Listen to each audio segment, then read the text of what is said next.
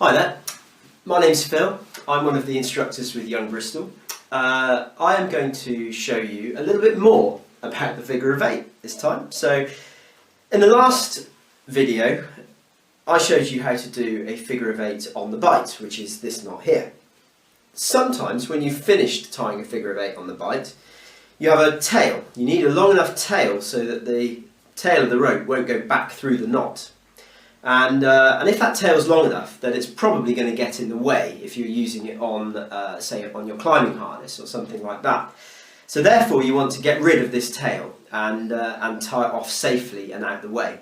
And to do that, how most of us do it in the climbing world is we use a stopper knot, which is this little knot just here.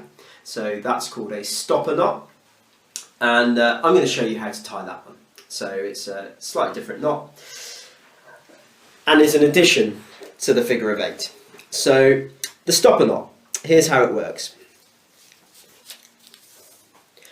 So in order to tie a stopper knot, if you're tying it onto a figure of 8 like this, which is often the case, you've got your tail. Your tail needs to be long enough to tie it to start with. Then you're going to take the knot and hold the knot in your hand with your thumb pointing up the two ends of rope like this, and the loop is below. And now you're going to take that loose end of rope and you're going to wrap that around your thumb twice. So it goes around your thumb once, and the second time it's going to go back towards my hand. So I'm going to wrap it around my thumb again. And you can see, if I take my thumb away, we've got a little cross in the rope at the bottom here. So that's going to wrap back towards my thumb.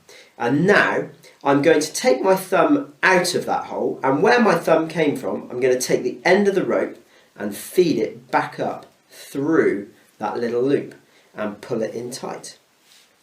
Pull the whole thing down onto the knot so that it's nice and tight and there's not much gap between the knot, the figure of 8 knot, and the stopper knot. So you want a very small gap between the two, and that keeps it nice and tidy.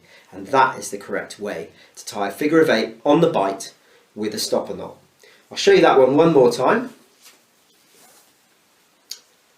Hold the knot with your thumb pointing up the rope. Take the end of the loop and wrap it around your thumb twice, but taking the rope back towards your hand, like so.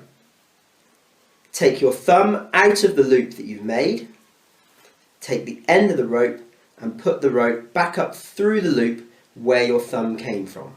And you end up with a stopper knot on the top of your figure of 8 on the bite. And that is how you tie a full figure of 8 on the bite with a stopper.